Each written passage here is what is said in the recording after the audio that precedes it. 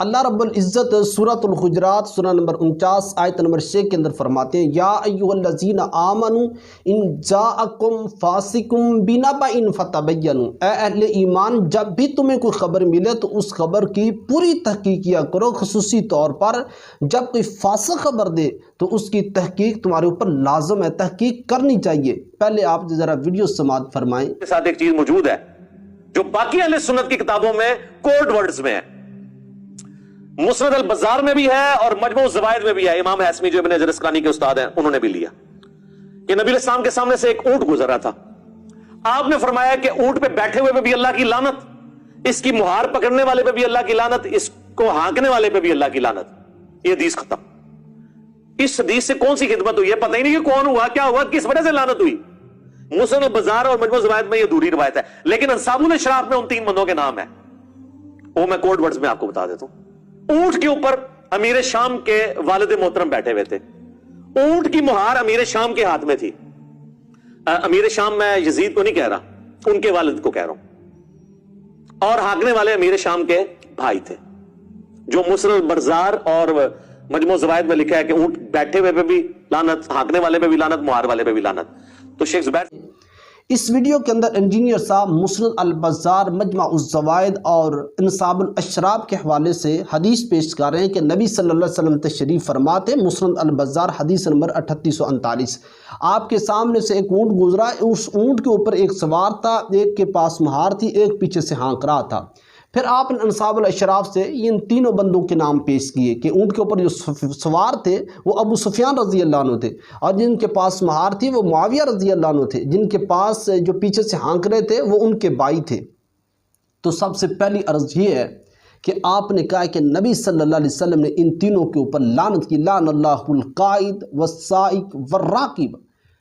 یہ حدیث ضعیف ہے، نبی صلی اللہ علیہ وسلم سے ثابت نہیں ہے، کیونکہ آپ نے جس کتاب سے یہ حدیث پیش کی ہے مسند البزار سے، اس مسند البزار کی اسی صفحے کے نیچے حاشیے کے اوپر لکھا ہوا ہے کہ اس کے اندر جو راوی حدثنا السکن بن سعید جو ہے لم اجد ترجمتہ، ان کے حالات نہیں ملے، ان کا ترجمہ نہیں ملا۔ آپ خیانت کرتے ہیں سیدنا معاویہ رضی اللہ عنہ کی دشمنی کے اندر، ابو سفیان رضی اللہ عنہ کی دشمنی کے اندر، بنو امیہ کی دشمنی کے اندر آپ کیسی کیسی موضوع ضعیف من گھڑت روایات لے کر کے آتے ہیں۔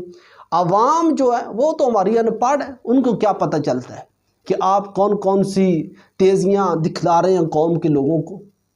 تو یہ جو حدیث ہے یہ نبی صلی اللہ علیہ وسلم سے ثابت نہیں ہے کہ نبی صلی اللہ علیہ وسلم نے لعنت کی ہو آپ نے ابو سفیان پر، آپ نے معاویہ رضی اللہ عنہ پر، جو ان کے پیچھے ان کا بھائی جو ہانک رہا تھا ان پر نبی صلی اللہ علیہ وسلم نے لعنت کی ہو۔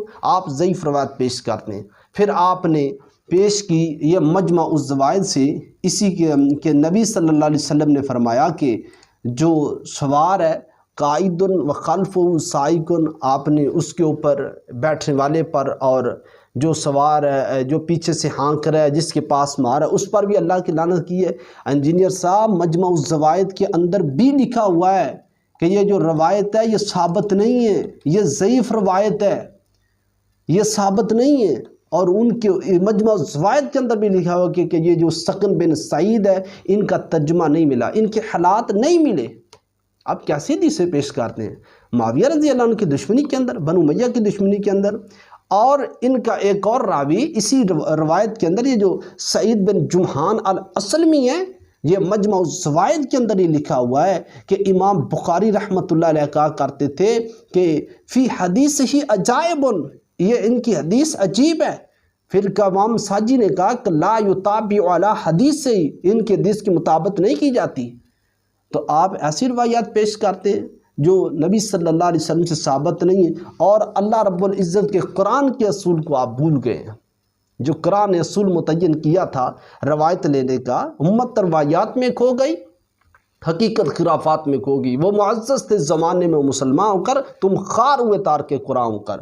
اللہ رب العزت کا قرآن کہتا ہے کہ جب بھی تمہیں کوئی خبر ملے اس خبر کی اچھی طرح تحقیق کیا کرو۔ اور اسی روایت کے اندر ایک راوی جو ہے، یہ میرے ہاتھ کے اندر تہذیب و تہذیب فی رجال حدیث امام ابن حجر عسقلانی رحمۃ اللہ علیہ کی کتاب ہے، لیکن افسوس تو یہ ہے کہ آپ ان کتابوں کو پڑھتے نہیں. آپ اپنے آپ کو بکش مسلمان ثابت کرتے ہیں، آپ اپنے آپ کو کہتے ہیں کہ میں کتابی مسلمان ہوں، لیکن کاش کہ آپ ان کتابوں کو پڑھتے، ان روایات کی سندوں کو دیکھتے. یہ میرے ہاتھ کے اندر جلد نمبر 2 صفحہ نمبر 626 ہے. سعید بن جمحان الاسمی کے حالات لکھے امام ابن حجر عسقلانی نے. ان کے بارے میں وقال ابو حاتم، امام ابو حاتم کہتے ہیں کہ یکتب حدیث، اس کی حدیث لکھی تو جائے گی، ولا یحتج بہ، لیکن دلیل نہیں پکڑی جا سکتی. اس کی حدیث کی دلیل نہیں پکڑی جا سکتی، اس کی حدیث کو بطور احتجاج بطور دلیل پیش نہیں کیا جا سکتا. اور امام نسائی رحمۃ اللہ علیہ بھی ان کے بارے میں کہتے ہیں لیس بہ باس. تو یہ جو آپ نے اس حدیث کو پیش کیا، اس کے اندر کئی راوی ہیں جن کے اوپر جرح موجود ہے، اور نبی صلی اللہ علیہ وسلم کے اوپر آپ یہ الفاظ آپ کی طرف نسبت کرتے ہیں. یاد رکھیں آپ صلی اللہ علیہ وسلم نے کہا تھا من قذب علی متعمدا فلیتبوأ مقعدہ من النار. جس نے میری طرف کوئی ایسی بات منسوب کی جو میں نے بیان نہیں فرمائی، تو آپ نے فرمایا کہ وہ اپنا ٹھکانہ، اپنا مقعد، اپنے بیٹھنے، اپنے رہنے کی جگہ وہ جہنم آگ کے اندر بنا لے. اور پھر جس محدث کی آپ یہ پیش کرتے ہیں، جس محدث نے یہ کتاب لکھی ہے امام البزار رحمۃ اللہ علیہ، یہ میرے ہاتھ کے اندر میزان الاعتدال فی نقد الرجال امام ذہبی رحمۃ اللہ علیہ کی کتاب ہے. امام ذہبی رحمۃ اللہ علیہ اس کتاب کی یہ جلد نمبر 1 ہے، صفحہ نمبر اس کتاب کا جو ہے وہ 267 ہے. امام ذہبی یہ جو مسند البزار والے محدث ہیں، ان کا نام احمد بن عمر الحافظ ہیں. ابو بکر البزار صاحب المسند الکبیر ہے، یہ ان کا نام ہے. ان کے بارے میں کہا کہ صدوق مشہور، یہ سچے ہیں، یہ مشہور ہے. وقال ابو احمد الحاکم، امام ابو احمد الحاکم ان کے بارے میں کہتے ہیں یخطئ فی الاسناد والمتن، یہ متن اور سند کے اندر خطا کرتے تھے. یہ جس کتاب سے آپ حدیث پیش کر رہے ہیں سیدنا معاویہ ابو سفیان پر، آپ اس روایت کو بنیاد بنا کر لعنت کر رہے ہیں ان کے اوپر. جس کتاب سے تم نے یہ حدیث پیش کی ہے ان کے بارے میں محدثین کی یہ رائے ہے کہ وہ یخطئ فی الاسناد والمتن، وہ سند اور متن کے اندر خطا کر جاتے تھے. پھر ان کے بارے میں لکھا کہ فَأَخْطَأَ فِي حَدِيثٍ كَثِيرَةٍ، یہ حدیث کے معاملے میں کثرت سے خطا کرتے تھے. جرحہ النسائی، امام نسائی نے ان کا جرح کیا، وہ ثقۃ یخطئ کثیرا، انہوں نے ان کو ثقہ کہا اور کہا کہ یہ کثرت کے ساتھ خطائیں کرتے تھے، غلطیاں کرتے تھے. اور یاد رکھیں جب کسی کے بارے میں کہا جاتا ہے نا ثقۃ، یہ ثقہ ہے، صدوق مشہور، یہ کوئی تعدیل کا بڑا اعلیٰ مرتبہ نہیں ہے. تعدیل کے کئی مراتب ہیں. تعدیل کا سب سے اعلیٰ مرتبہ اثبت الناس، اوثق الناس، اثبت الناس علیہ المنتہی فی التثبت، علیہ المنتہی فی الثبت ہے. پھر دوسری کیٹیگری کے اندر جب ہم آتے ہیں تعدیل کے مرتبے کے اندر ثقۃ ثقۃ، ثبت ثبت، ثقۃ ثبت، ثقۃ حافظ، ثقۃ حجۃ وغیرہ الفاظ آتے ہیں. اور جب کسی کے بارے میں ایک مرتبہ کہا جائے کہ ثقۃ، یہ تعدیل کا تیسرا مرتبہ ہے. اور جب کسی کے بارے میں کہا جائے کہ یہ صدوق مشہور، اس کی یکتب حدیث، اس کی حدیث، ان الفاظ کے اندر اس کے حفظ و اتقان کی بات نہیں ہوتی، اس کی امانت اور دیانت کی بات ہو رہی ہوتی ہے. یہ میرے ہاتھ کے اندر مقدمہ ابن صلاح کی تصحیح لکھی ہے ابو محمد حافظ عبدالستار نے. اس کتاب کے اندر اگر آپ آئیں تو تعدیل کے انہوں نے مراتب لکھے ہیں صفحہ نمبر 54 کے اوپر. وہ لکھتے ہیں کہ تیسرے مرتبہ میں وہ الفاظ آتے ہیں جن میں توثیق کا بیان تقید کے بغیر ایک ہی بار ہو، جیسے کہا جائے فلان ثقۃ. پھر وہ لکھتے ہیں چوتھے مرتبے میں وہ الفاظ آتے ہیں جن کے راوی کی حفظ و اتقان کی طرف اشارہ نہ ہو بلکہ صرف اس کی صداقت و امانت کو بیان کیا گیا ہو، جیسے صدوق لا باس.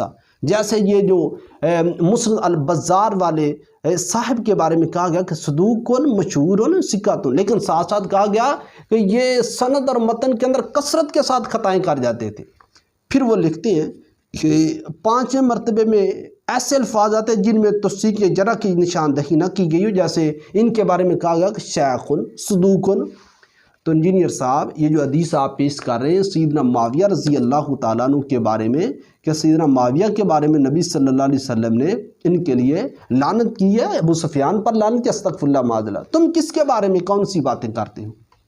تم نے معاویہ کے بارے میں پڑھا ہی نہیں ہے، تم نے معاویہ کے بارے میں اگر پڑھا ہے پھر تم خیانت کرتے ہو۔ فضائل الصحابہ امام احمد بن حنبل کی کتاب کے اندر سیدنا معاویہ رضی اللہ، سیدنا شریح بن عبید اللہ رضی اللہ عنہ بیان کرتے ہیں، رسول اللہ صلی اللہ علیہ وسلم نے معاویہ بن ابو سفیان کے بارے میں کہا اللہم علمہ الکتاب والحساب وقیل عذاب، اے اللہ معاویہ کو کتاب کا علم عطا فرما، اے اللہ اسے عذاب سے محفوظ فرما۔ تم معاویہ کے بارے میں کیا جانتے ہو؟ تم معاویہ کے بارے میں کیا پڑھتے ہو؟ تمہارے دل کے اندر بنو امیہ کی دشمنی ہے، سیدنا معاویہ رضی اللہ عنہ کی دشمنی ہے، ابو سفیان رضی اللہ عنہ کی دشمنی ہے۔ تم کس معاویہ کے بارے میں کہتے ہو جن کے بارے میں سیدنا عبد الرحمن بن ابو عمیرہ رضی اللہ عنہ کہتے ہیں کہ نبی صلی اللہ علیہ وسلم نے سیدنا معاویہ رضی اللہ عنہ کے حق کے اندر یوں دعا فرمائی، جامع ترمذی حدیث 3842 کے اندر، اللہم اجعلہ ہادیا مہدیا واہد بہ، اے اللہ معاویہ کو لوگوں کے لیے ہادی بنا، ہدایت یافتہ فرما، ان کے ذریعے سے دوسروں کو ہدایت عطا فرما۔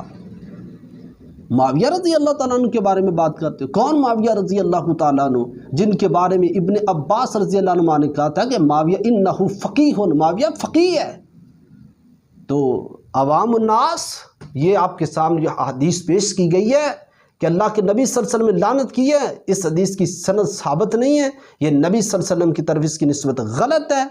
علمی کتابی بنے، صحیح معنوں کے اندر آپ علمی کتابی بنے، ایسی روایات موضوع ضعیف بن گڑھ سے بچیں کہ جن کا نبی صلی اللہ علیہ وسلم دور دور تک بھی تعلق نہیں ہے۔ آپ ایک ایسے راشد صحابی کے بارے میں، معاویہ رضی اللہ تعالیٰ عنہ راشد صحابی ہے، اولئک هم الراشدون، یہ بات ہم ڈنکے کی چوٹ کے اوپر کہتے ہیں اللہ کے فضل سے، سارے صحابہ راشد ہیں نبی صلی اللہ علیہ وسلم کے، اولئک هم الراشدون۔